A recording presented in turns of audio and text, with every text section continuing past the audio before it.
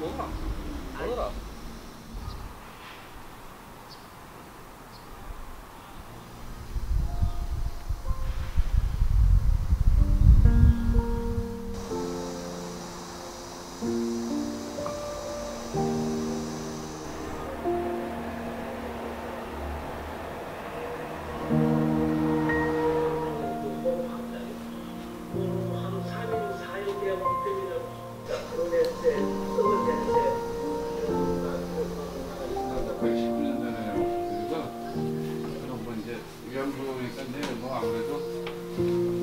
한국에서 생활하는 게 그랬잖아.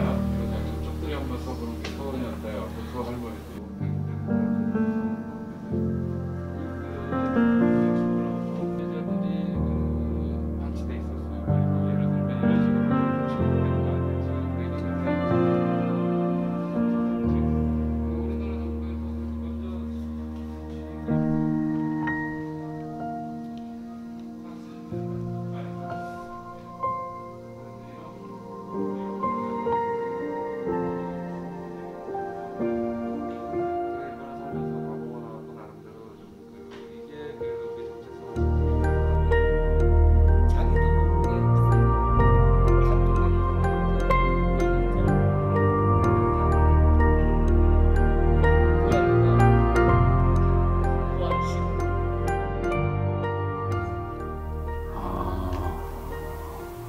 지금 현재 전시하고 있는 그 내용들은 지금 한일 현대사의 그 양국 간의 첨예한 대립을 일으키게 된 현대사의 5가지 문제점들을 제가 나름대로 사진 다큐멘터리로 보여주는 전시거든요. 그 첫 번째로 지금 계속 문제가 되고 있는 위안부 할머니 사진들인데, 이 사진들은 제 개인적으로 그 1999년도 문화일보에서 최초로 전시했던 사진들이 교토 40번지, 통칭 말하는 교토 0번지 그 징용 징병촌 마을이었거든요. 뭐 뒤쪽에 있는 사진들인데, 기본적으로 이 교토 40번지는 99년도에 서울에서 전시하고 여기 원주문화에서 전시를 했지만, 그 일제시대 징용 징병으로 끌려가신 분들, 또 자위에 의해서 그 일본으로 갔던 분들이 해방 이후에 귀국하지 못하고 교토역에서 귀국을 준비하던 이런 상황에서 여의치 못해서 그 교토역에서 1.5km 떨어진 감호강변이라는 데서 살기 시작했거든요. 그 사람들이 그 어떤 이유에서든지 그 한국으로 돌아오지 못하고 세계 제1의 관광 대국이라고 자부하는 일본의 교토에서 그 불과 교토역에서 1.5km 떨어진 곳에서 아주 어렵게 생활하고 있었습니다. 그 사진의 본령은 그 기록에 있다고 생각했기 때문에 일본 사진가들이라든가 한국 사진가들이 어떤 그 실체적인 부분들을 많이 안 본다고 생각을 했어요. 일본 사진가들은 한국에 와서 여러 가지를 찍었는데, 한국 사진가들은 일본에 가서 그 경제적인 이유로, 기타 이유로 사진을 못 찍었는데, 일본에 체류할 기회도 있었고, 개인적으로는 역사에서 소외된 사람들을 담아내겠다는 사진의 본령에 충실해서 일본 속에서 여러 가지를 찍다가 그 중에서 한 가지 교토 40번지를 찍게 됐습니다. 이 교토 40번지 사진은 그 징용 징병된 분들이 어렵게 교토에서 그 생활하시는 모습을 2년 동안 그 취재한 사진으로서 총 40여 점으로서 개인 전시를 했었고, 지금 다시 5가지 주제로 묶어서 전시하고 있습니다.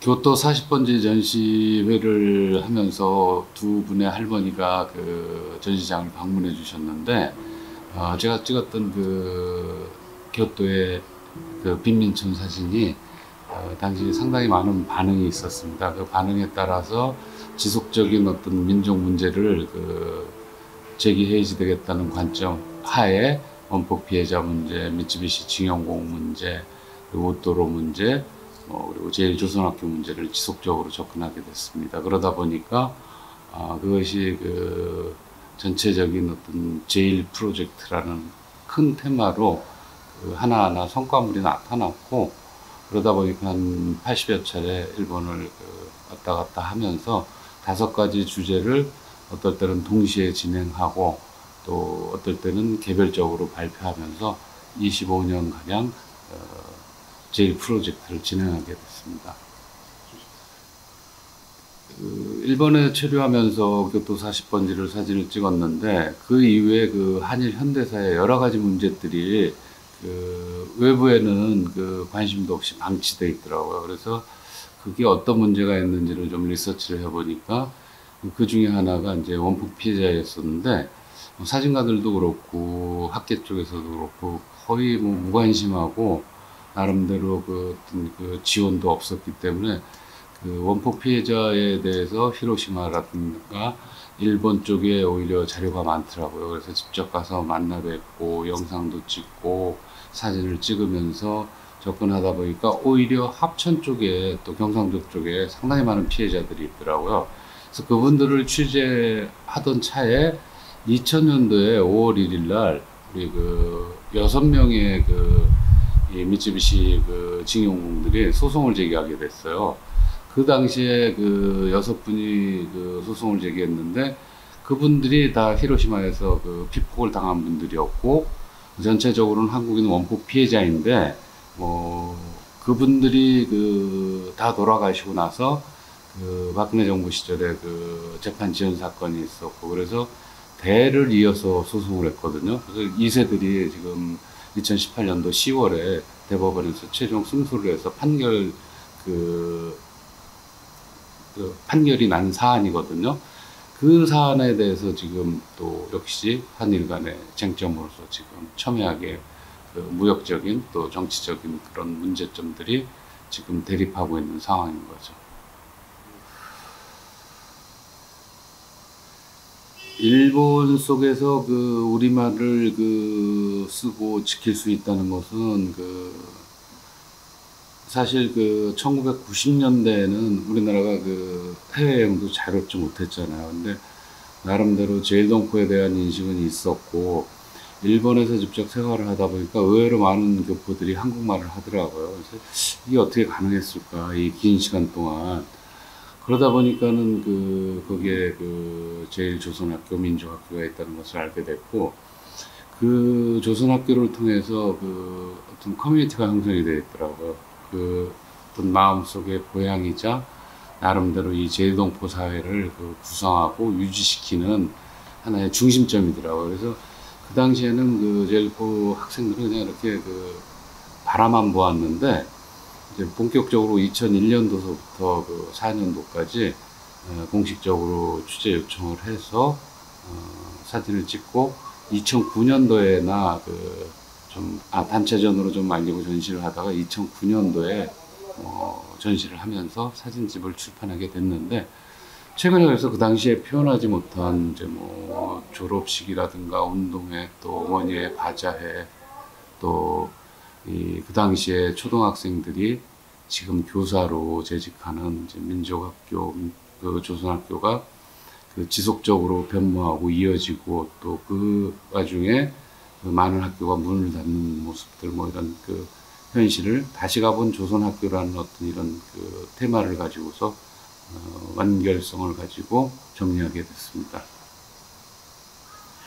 이 우지시라고 우리와 마찬가지 시죠. 우지시에 있는 우토로 말 그대로 길인데 일제 강점기 시절에 지금도 자위대 부대가 우토로 말 앞에 지금 자위대 부대가 있는데 당시에 근처에 비행장을 건설하기 위해서 많은 사람들이 이제 징용징병돼서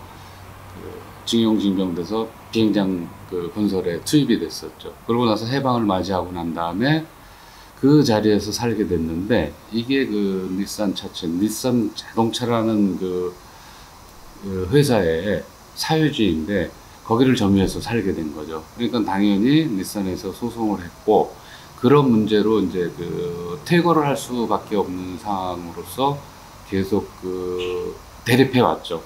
그 과정에서 제가 최초로 90년도 후반에 한국의 몇몇 장의 사진과 기사로서 알렸었는데 어쨌든 제가 정확하게 기억 못하지만 18년 전에 한국 정부의 지원과 어떤 국민 모금으로 그 일부 부지를 매입한다든가 또 나름대로 지원을 해서 지금은 우토로 문제는 그 어느 정도 자체적으로 그 조직적으로 움직여서 박물관을 지금 짓고 있는 단계인데, 박물관에 이제 그동안에 있었던 그 징용 징병에 대한 자료, 저 우토로에 대한 어떤 그런 사료들을 모아서 그 일제 강점기 시절의 어떤 그런 그 문제점들 또 자료들을 전시하는 보다 생산적인 활동을 하고 있는 걸로 알고 있습니다. 사실 순서가 조금 뒤바뀌었는데요. 그 제가 뭐 어쨌든 사진을 여러 가지를 동시에 진행했지만 가장 먼저 발표한 사진이 교토 40번지였습니다.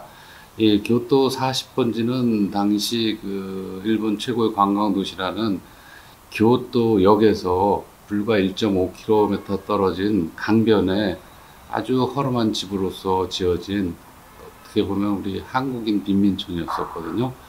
근데 그 해방을 맞이하고서 귀국하지 못한 분들이 그 어렵게 살고 있었던 마을로서 치안과 뭐 그 행정이 그 상당히 열악했으니까 수도 준기도 늦게 들어갔고, 급기야는 뭐 일본 정부에서 그 미관을 해친다는 이유로 재개발을 하게 됐고, 거기에 살던 분들을 임대주택으로 그 이주를 시켜서 짧게는 한 5년에서 한 10년 살다 대부분 돌아가셨는데, 저는 그 임대주택을 짓기 전서부터 이분들이 살고 있는 모습, 그래서 최근에는 그 임대주택에서 생활하는 모습까지 이분들의 그 어떤 그 제일동포의 어떤 그 열악했던 어떤 마을을 기록해서 알리게 됐고, 그게 계기가 돼서 여러 가지 사진들을 지속적으로 그 촬영하고 알리게 됐습니다. 저는 사실 이제 고향에서 그 지금 작업을 하고 있고 정리를 하고 있는데, 그 새로운 작업들을 지속적으로 하는 것보다는 현재 이 5가지 제일 프로젝트가 상당히 방대한 양이거든요. 각기 하나의 주제를 가지고서 출판을 하고 전시를 하고, 기회가 된다면은 뭐 이 고향의 어떤 나름대로 그 사진 미술관 형식으로서 좀 연구 보존을 하면서 알릴 수 있는 어떤 이런 부분에 향후 그 노력을 할 생각인데, 기본적으로 저는 생각이 그 새로운 작업보다는 그 찍어놓은 사진들을 제대로 정리하고 그것을 기반으로 해서 널리 알리는 갤러리든 미술관이든 고향에서 그 공간을 만들어서 널리 알리고 싶은 그런 것이 기본적인 취지입니다.